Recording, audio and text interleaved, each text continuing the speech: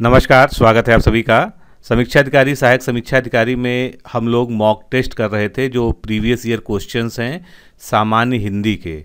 तो उसी श्रृंखला में आज ये 5वां मॉक टेस्ट है जिसमें हम लोग लगभग 30 प्रश्नों को सॉल्व करेंगे सारे टॉपिक से। और दोस्तों, आप जानते हैं कि आपने फॉर्म भरने की प्रक्रिया चल रही है और साथ में 1 अगस्त को आपका प्रीलिम्स का एग्ज़ाम है, इसलिए अब जो है हिंदी पर भी अब आपका विशेष फोकस होना चाहिए। और 55 प्लस की रणनीति से जो आप प्रीलिम्स में चलेंगे तो निश्चित रूप से आप जो है इसमें सफल हो पाएंगे। और उसके लिए प्रीवियस ईयर क्वेश्चंस को अच्छे से और प्रामाणिक तरीके से हल करना जो है बहुत ही आवश्यक है। शुरू करने से पहले बता दूं कि आप अगर हमारे समीक्षा अधिकारी, सहायक समीक्षा अधिकारी के प्रीलिम्स और मेंस या जो है केवल प्रीलिम्स या केवल मेंस के कोर्स से जुड़ना चाहते हैं तो आप हमको RO वीडियो क्रैश कोर्स लिखकर इस नंबर पर यानी 9506742546 पर जो है व्हाट्सएप के माध्यम से भेज दीजिए और आपको सारी जानकारी दी जाएगी कि किस तरह से आप इस कोर्स से जुड़ सकते हैं। कोर्स में जो है मुख्य रूप से आपको सभी टॉपिक्स के जितने भी सब्जेक्ट हैं उसके सभी टॉपिक्स के वीडियो लेक्चर्स, सभी के PDF में नोट्स और टेस्ट सीरीज ये आपको प्रोवाइड की जाएगी। ज़्यादा जानकारी के लिए आप इस नंबर पर संपर्क कर सकते हैं। चलिए शुरू करते हैं। तो आज का पहला प्रश्न है तत्सम और तद्भव से, गधा तत्सम रूप है। तो गधा का जो है इसमें से तत्सम रूप कौन सा है, क्योंकि गधा क्या है अपने आप में एक तद्भव शब्द है। तो गधा का तत्सम शब्द इसमें से क्या हो जाएगा। काफ़ी आसान प्रश्न है आपके हिसाब से। तो इसका सही उत्तर क्या होगा, इसका सही उत्तर होगा डी ऑप्शन, इसका करेक्ट होगा गर्दभ। और यहाँ पर जो है केवल कन्फ्यूजन बनाई गई है। आप प्रीवियस ईयर क्वेश्चन में देख रहे हैं कि आपको ये भी पता होना चाहिए कि इसकी शुद्ध वर्तनी क्या होती है। आप इसको भी कहीं शुद्ध समझ सकते हैं या इसको भी समझ सकते हैं, लेकिन शुद्ध वर्तनी जो है डी ऑप्शन में दी हुई होगी। तो गधा का जो है तत्सम जो है क्या हो जाएगा, गर्दभ हो जाएगा। नेक्स्ट क्वेश्चन देखते हैं, निम्नलिखित शब्दों में से नया का तत्सम रूप। अब यहाँ पर भी जो है कन्फ्यूजन क्रिएट करने की कोशिश की गई है क्योंकि नए से मिलते हुए कई सारे शब्द दिए हुए हैं, कुछ इसमें से उसके पर्यायवाची हैं, लेकिन इसमें से हमको केवल तत्सम शब्द को छांटना है कि इसमें से तत्सम शब्द इसका कौन सा होगा। तो नया का तत्सम शब्द क्या हो जाता है, नव्य। तत्सम की दृष्टि से नव्य सही है, बाकी जो है इसमें से जो दिए गए थे वो सभी इसके पर्यायवाची हैं। अगला प्रश्न देखते हैं, पोखर। पोखर का तत्सम रूप क्या है। पोखर का जो है सामान्य अर्थ आप जानते हैं क्या होता है, तालाब होता है। और इसका जो है तत्सम रूप जो है क्या हो जाएगा इसमें से, तो पोखर का तत्सम रूप हो जाएगा पुष्कर। ए ऑप्शन यहाँ पर करेक्ट होगा। अगला प्रश्न देखेंगे, निम्नलिखित शब्दों में से कौन सा एक तद्भव शब्द है। तो इसमें से 3 तत्सम शब्दों को पहले हम हटा लें तो एक तद्भव शब्द जो है वो हमको मिल जाएगा। तो कृष्ण कैसा शब्द है, तत्सम शब्द है। गायक भी जो है तत्सम है। यूथ भी जो है तत्सम शब्द है। और ससुर कैसा शब्द है, ये तद्भव शब्द है। तो यही हमारा जो है यहाँ पर वांछित उत्तर है। ससुर एक तद्भव शब्द है और इसका शुद्ध जो है तत्सम रूप क्या होता है, स्वसुर होता है। कृष्ण के अगर हम तद्भव शब्द ढूंढेंगे तो कौन से हो जाएंगे, कान्ह या किशन भी जो इसका हो जाएगा तद्भव। और इसी प्रकार जो है गायक शब्द जो है गवैया का तत्सम है और यूथ शब्द जो है ये जत्था का तत्सम शब्द है। अगला प्रश्न देखेंगे, निम्नलिखित शब्दों में से तत्सम शब्द कौन सा है। अब इसमें से भी हमको एक तत्सम शब्द ढूंढना है, यानी कि 3 इसमें से आपको तद्भव शब्द दिए होंगे। तो इसमें से तत्सम शब्द ढूंढना बहुत ही आसान है। पहला ही ऑप्शन हमारा करेक्ट है, उच्च। उच्च जो है क्या है, एक तत्सम शब्द है और इसका अगर हमको तद्भव बताना हो तो क्या हो जाएगा, ऊंचा हो जाएगा।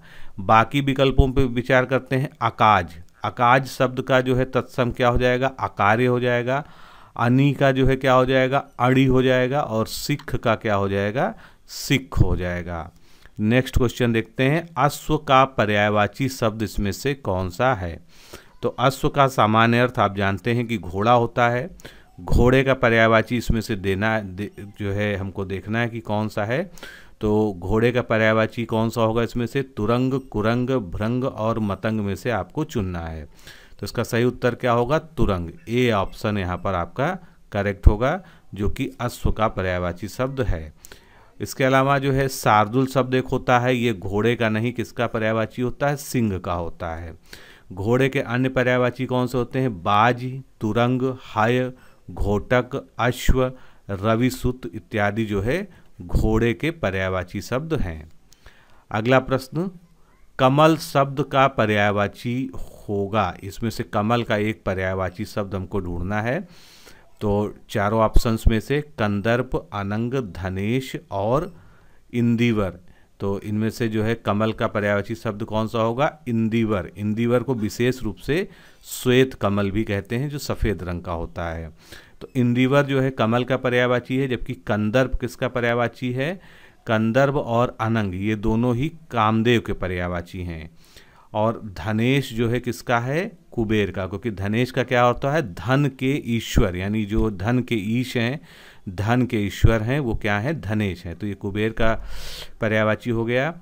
अब इसके अलावा कमल के पर्यायवाची आपने देखा होगा बार बार पूछे जाते हैं। तो कमल के पर्यायवाची कुवलय, राजीव, अंबुज, पंकज, जलज, सरोज, नीरज, नलिन, उत्पल, अरविंद, सतदल, तामरस, कोकनद, सरसिज, सतपत्र, कमल, ये सभी जो है इसके बाकी कुछ पर्यायवाची शब्द हैं।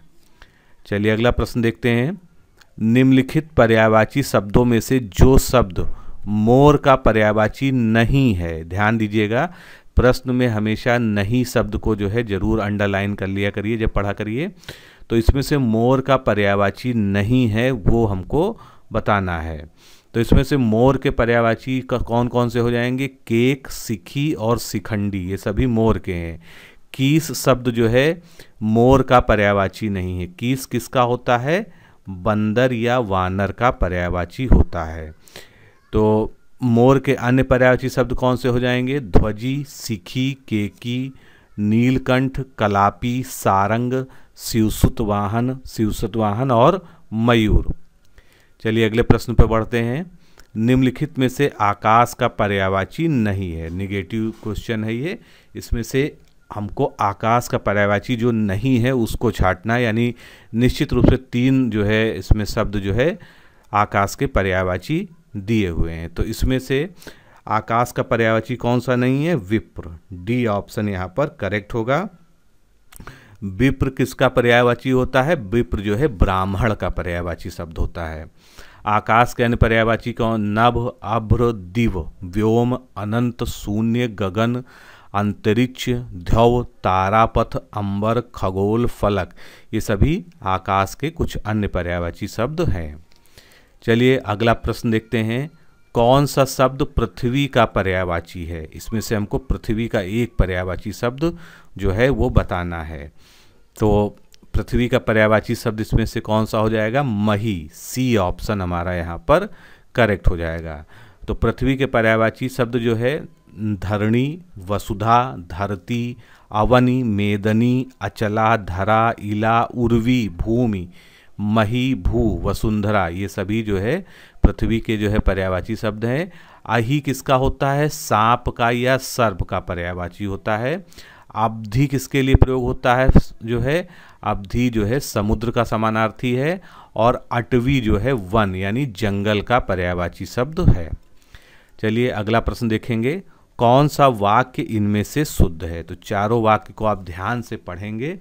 और सबसे पहले मैंने आपसे हमेशा एक रूल कहा है कि सबसे पहले प्रयास करिए अगर कोई भी शब्द जो वर्तनी की दृष्टि से अशुद्ध है उसको छांटने का, उसके बाद नहीं मिलेगा तो फिर बाकी चीज़ों को आप जो है कंसीडर करेंगे।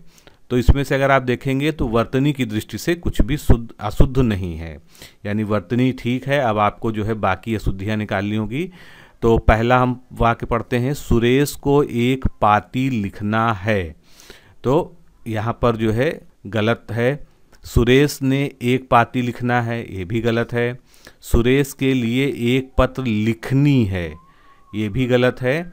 सुरेश के लिए एक पत्र लिखना है, डी ऑप्शन जो है यहाँ पर करेक्ट होगा। तो सुरेश के लिए एक पत्र लिखना है, ये बिल्कुल शुद्ध वाक्य है। पत्र जो है क्या है, पुल्लिंग शब्द है और उसके साथ लिखना शब्द का जो प्रयोग होगा वो तर्कसंगत होगा। पाती शब्द के कई सारे अर्थ होते हैं, ये अनेकार्थी शब्द है। तो चिट्ठी तो एक सामान्य अर्थ होता है जो हम जानते हैं। इसके अलावा वृक्ष के पत्ते भी इसका अर्थ होता है। और प्रतिष्ठा पत्र भी इसका अर्थ होता है। पाती कैसा शब्द है? स्त्रीलिंग शब्द है, और पाती का संस्कृत शब्द क्या हो जाता है? पत्री हो जाता है। अगला प्रश्न देखेंगे, शुद्ध वर्तनी वाला शब्द कौन सा है? अब इस तरह के जो है क्वेश्चन आप लोग को बहुत कंफ्यूज करते हैं, तो सभी में कहीं ना कहीं विरहणी लिखने का प्रयास किया गया है, उसमें जो है बस तरीका अलग है। तो चारों में से आप ध्यान से अगर देखेंगे तभी आप जो है सही उत्तर तक पहुंच पाएंगे। तो इसमें से शुद्ध वर्तनी वाला शब्द कौन सा हो जाएगा? विरहणी। हा पर छोटी मात्रा याद रखिएगा। और इस तरह के जो प्रश्न को आते हैं क्वेश्चंस, उनको उन शब्दों को लिख के भी जो है अभ्यास किया करिए, जिससे आप जो है उसको सही लिखना भी सीख जाएंगे। तभी आप उसको जो है एग्ज़ाम में आइडेंटिफाई कर पाएंगे कि कौन सा सही है। तो शुद्ध वर्तनी शब्द जो है विरहणी है। सी ऑप्शन यहाँ पर करेक्ट हुआ हमारा। अगला प्रश्न देखते हैं, वर्तनी की दृष्टि से इसमें से शुद्ध शब्द कौन सा है? तो परीक्षा लिखा गया है, और परीक्षा को विभिन्न तरीकों से लिखा गया है, तो निश्चित रूप से इसमें कोई संदेह नहीं है कि सी ऑप्शन यहाँ पर करेक्ट है, क्योंकि बिल्कुल जो है ये स्पष्ट रूप से दिख रहा है कि कौन सा यहाँ पर सही है। तो परीक्षा जो है यहाँ पर शुद्ध है। अगला प्रश्न देखते हैं, वर्तनी की दृष्टि से शुद्ध शब्द इसमें से कौन सा है? अब नर्क शब्द का जो है सारे वर्जन लिखे हुए हैं, लेकिन आपको इसमें वर्तनी की दृष्टि से जो है शुद्ध शब्द छांटना है। तो कौन सा हो जाएगा? नरक। नरक शब्द जो है शुद्ध है। बहुत लोग जो है ये लिखते हैं जो कि अशुद्ध होता है, तो नरक यहाँ पर सही है। चलिए अगला प्रश्न देखते हैं, वर्तनी की दृष्टि से कौन सा शब्द इसमें से अशुद्ध है? अब इसमें से कौन सा जो है अशुद्ध है ये हमको देखना है। तो एक एक करके अगर इसको ध्यान देंगे, कोमलांगी, कोमलांगी में कोई गलती नहीं है। कोमलांगिनी होता तो वो गलत होता। सम्मिलित शब्द भी जो है वर्तनी की दृष्टि से बिल्कुल सही दिया हुआ है। तो दो जो है हमने देख लिए जो सही हैं। अब जो है हमको आखिरी के दो में डिसीजन लेना है। अनुग्रहित बहुत बार पूछा गया है, अनुग्रहित भी वर्तनी यहाँ पर शुद्ध दी है। तो उत्कर्षता कोई भी शब्द नहीं होता है। शुद्ध वर्तनी जो है उत्कर्षता की क्या होती है? हमेशा उत्कर्ष होती है, उसमें ता प्रत्यय लगाने की कोई आवश्यकता नहीं होती है। अगला प्रश्न, खोज करने वाला। तो खोज करने वाला इस वाक्यांश के लिए एक शब्द इसमें से कौन सा हो जाएगा? खोज करना यानी अन्वेषण, अन्वेषण करने वाला यानी अन्वेषक। ए ऑप्शन यहाँ पर बिल्कुल सही हो जाएगा। अनुपम जिसकी कोई उपमा ना हो, और निवेशक क्या होता है? जो निवेश करने वाला व्यक्ति होता है उसको हम निवेशक कहते हैं। वीर पुत्र को जन्म लेने वाली, ये एक वाक्यांश है, इसके लिए एक उचित शब्द जो है हमको इसमें से बताना है। तो चार ऑप्शन हैं, वीरांगना, पुत्रवती, वीर प्रसू और वीर बहुरी। इनमें से आपको सही उत्तर को चुनना है। तो वीर पुत्र को जन्म देने वाली के लिए एक शब्द क्या हो जाएगा?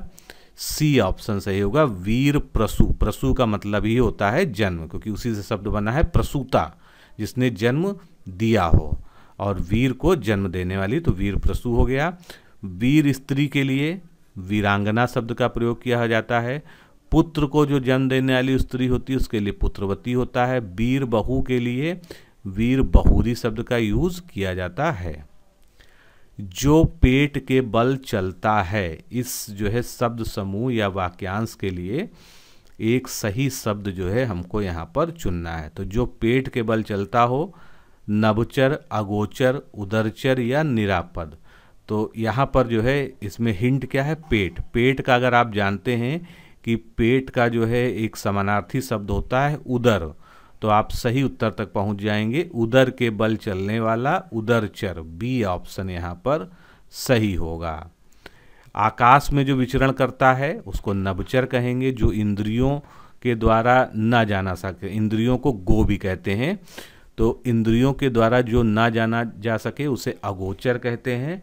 और जिसके किसी प्रकार की हानि ना हो उसको हम निरापद कहते हैं। तो जो है बाकी शब्दों का ये जो है एक्सप्लेनेशन हो गया। अगला प्रश्न देखते हैं, अनेक शब्दों के लिए एक शब्द के निम्नलिखित विकल्पों में से कौन सा गलत है? जंगल की आग के लिए दावानल दिया हुआ है, आगे की सोचने वाला अग्रगामी, समुद्र की आग बड़वा नल, पेट की आग को जठराग्नि। तो देखने में अगर एक नज़र आप देखेंगे तो लगेगा लगभग सब सही दिया हुआ है, लेकिन इसमें एक जो है बहुत ही माइनर सी गलती है जिसको आपको पकड़ना है। तो जंगल की आग दावानल बिल्कुल ठीक है, समुद्र की आग जो है बड़वा नल कहलाती है क्योंकि बड़वा मतलब समुद्र होता है, पेट की आग जो हमारा जठर होता है उसमें जो आग लगती है उसको जठराग्नि कहते हैं, और आगे की सोचने वाला अग्रगामी नहीं होता, अग्रगामी का मतलब आगे जाने वाला यानी आगे को गमन करने वाला। यहाँ पर हमको देखना है सोचने वाला, अग्रसोची शब्द इसके लिए जो है सही होता है। तो अग्रसोची अगर होता तो सही होता, और जो आगे चलता है या आगे जाता है उसके लिए सही शब्द क्या होता है, अग्रगामी। चलिए अगला प्रश्न लेते हैं।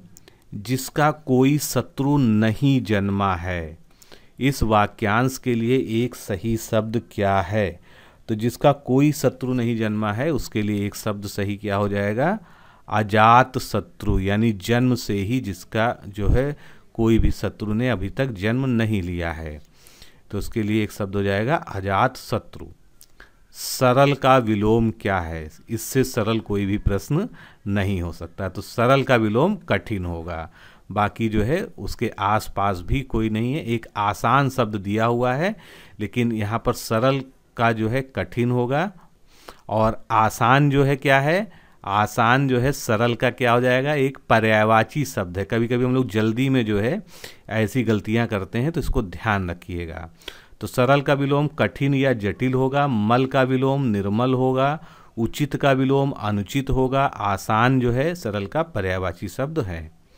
अनिवार्य शब्द का विलोम शब्द क्या है? अनिवार्य मतलब जो इसेंशियल हो, जो करना ही करना हो, उसके लिए कोई भी विकल्प ना हो, और उसका उल्टा अगर हमको देखना हो तो ऐच्छिक, यानी जो आपकी इच्छा पर निर्भर करता हो, यानी वो जो है अनइसेंशियल है, वो अनिवार्य नहीं है, वो ऐच्छिक है। तो बी ऑप्शन यहाँ पर आपका करेक्ट होगा।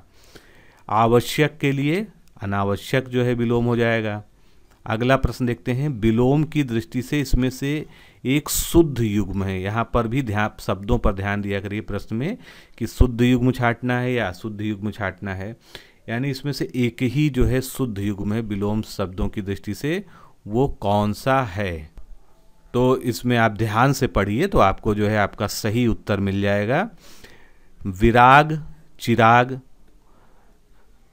सरस, अरस, अर्वाचीन, समीचीन, सही उत्तर क्या हो जाएगा, संयुक्त का वियुक्त। संयुक्त मतलब ज्वाइंट, वियुक्त मतलब जो है अलग अलग, जुड़ा हुआ और अलग अलग। तो बी ऑप्शन जो है यहाँ पर करेक्ट होगा।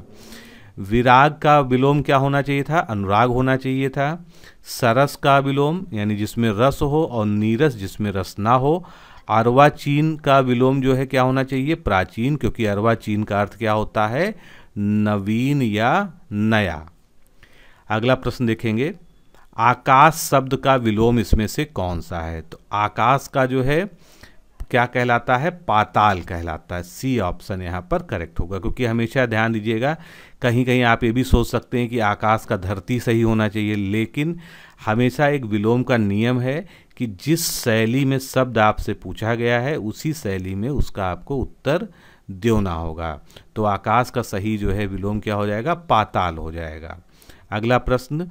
निषिद्ध का सर्वथा उपयुक्त विपरीतार्थक शब्द या विलोम शब्द इसमें से कौन सा है? निषिद्ध मतलब जिस कार्य के लिए मना किया गया है, या जो है जो इंग्लिश में इसको क्या बोलते हैं हम लोग, प्रोहिबिटेड। तो इसका उल्टा क्या होगा, यानी इसका विलोम क्या होगा, विहित, यानी जो उसमें अंतर्निहित है। तो निषिद्ध का विलोम विहित होता है, निश्चित का अनिश्चित होता है, उचित का अनुचित होता है, और निर्मित का विलोम अनिर्मित होता है। विशेष विशेषण पे आते हैं। अगला प्रश्न है।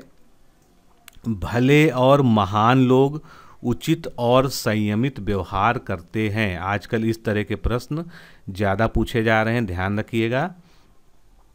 तो कितने विशेषण हैं, कितने विशेष्य हैं, ये आपको इसमें बताना है। तो चलिए एक एक चीज़ों को छांटते हैं। पहले हम इस लाइन में विशेषण शब्दों को छांटते हैं। तो भले ये हमारा पहला विशेषण हो गया। दूसरा विशेषण हमारा क्या हो जाएगा? महान, क्योंकि महान भी जो है लोगों की विशेषता बता रहा है, तो ये दूसरा विशेषण हो गया। तीसरा विशेषण जो है क्या हो जाएगा? व्यवहार के बारे में बताया जा रहा है कि कैसा व्यवहार करते हैं, संयमित व्यवहार करते हैं और कैसा उचित व्यवहार करते हैं। तो 3 और 4 ये कितने आपके हो गए? 4 विशेषण हो गए। ठीक है, 2 ऑप्शन में 4 विशेषण दिया हुआ है। इसके बाद आपको देखना है विशेष। अब चलिए विशेष की बात कर लेते हैं कि इसमें से विशेष कौन कौन से हैं। तो जिनकी जिनकी विशेषता बताई गई है, यानी लोगों की विशेषता बताई गई है, तो ये पहला हमारा हो गया। लोगों की विशेषता क्या बताई गई है कि लोग कैसे होते हैं? भले और महान होते हैं। तो पहला विशेष से हमको मिल गया लोग। इसके बाद हमारा उचित और संयमित जो विशेषण है किसके लिए है? व्यवहार के लिए है, कि वो कैसा व्यवहार करते हैं? उचित और संयमित व्यवहार करते हैं, यानी दूसरा विशेष हमारा हो जाएगा व्यवहार। तो दोस्तों सही उत्तर तक आप पहुंच पाए या नहीं? 4 विशेषण 2 विशेष, डी ऑप्शन जो है इसका करेक्ट होगा। बाकी जो है यहाँ पर सब एक्सप्लेनेशन दिया हुआ है शब्द के बारे में, जिसको आप पढ़ सकते हैं। आगे चलते हैं। इसी तरह का लगभग एक और प्रश्न है। भोले बालक ने क्रूर डाकू के हृदय में कोमल भावना जगा दी। अब इसमें से आपको केवल विशेष से पूछा है, यानी जिनकी जिनकी विशेषता बता रहे हैं विशेषण शब्द। तो चलिए ढूंढते हैं इसमें से विशेष कितने हैं। तो बालक की विशेषता क्या है? कि वो भोला है, पहला विशेष से हमको मिल गया। डाकू कैसा है? क्रूर है। क्रूर किसकी विशेषता है? डाकू की, तो दूसरा विशेष हमको मिल गया। फिर हृदय कैसा है? कठोर, हृदय में कठोर भावना जगाई गई है, तो हृदय हमारा तीसरा विशेष हो गया। और भावना कैसी है? भावना कोमल है, यानी जो है भावना क्या हो गया? चौथा विशेष हो गया। तो दोस्तों कितने विशेष हो गए हमारे? 4। पहला ऑप्शन हमारा करेक्ट है। बालक, डाकू, हृदय और भावना, ये 4 विशेष हो गए।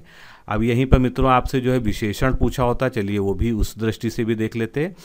तो पहला विशेषण क्या हो जाता? भोले, दूसरा हो जाता क्रूर, तीसरा हो जाता कठोर और चौथा हो जाता कोमल। तो ये जो है 4 यहाँ पर विशेष विशेषण हो जाते। अगला प्रश्न देखेंगे। निम्नलिखित में से क्रिया विशेषण कौन सा है? यानी ऐसे विशेषण जो क्रिया की विशेषता बतलाते हों उनको हम क्रिया विशेषण कहते हैं। तो धीरे धीरे शब्द जो है ये किसी न किसी जो है क्रिया के लिए यूज होता है, तो बी ऑप्शन यहाँ पर सही होता है। धीरे धीरे या आहिस्ता आहिस्ता का ये बोध कराता है कि क्रिया किस प्रकार हो रही है, तो क्रिया की विशेषता बताई जा रही है। जैसे कि चलना या कोई और कार्य करना, तो वो कार्य कैसे किया जा रहा है? धीरे धीरे किया जा रहा है। क्रिया विशेषण की एग्जैक्ट डिफिनेशन क्या होती है? जो विशेषण शब्द किसी क्रिया शब्द की विशेषता बतलाते हैं उन्हें क्रिया विशेषण कहते हैं। अगला प्रश्न देखते हैं। निम्नलिखित कथनों में से अशुद्ध कौन सा कथन है?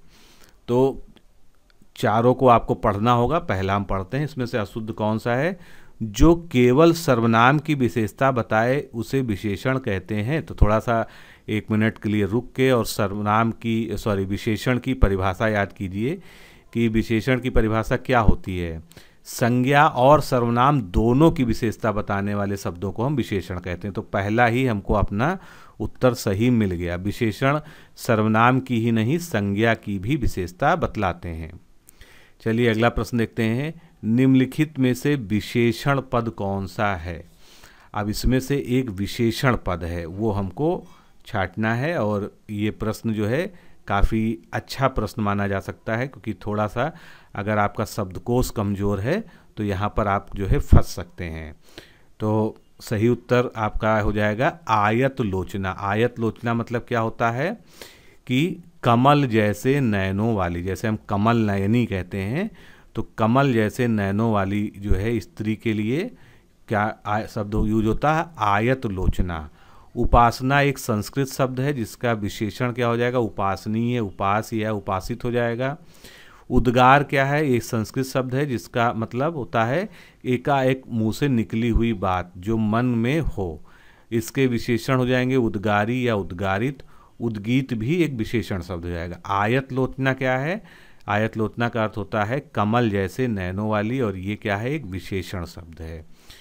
तो मित्रों, इस तरह से आज हमने जो है प्रीवियस ईयर क्वेश्चंस की सीरीज में जो है लगभग 30 प्रश्नों को सॉल्व किया। अब इसकी फ्रीक्वेंसी जो है मैं धीरे धीरे बढ़ाऊंगा जो है, जिससे जल्दी से जल्दी आपके सारे प्रीवियस ईयर क्वेश्चन सॉल्व कराने के बाद जो है फिर रियल मॉक टेस्ट स्टार्ट किया जाए। तो अभी के लिए इतना ही। नमस्कार, धन्यवाद।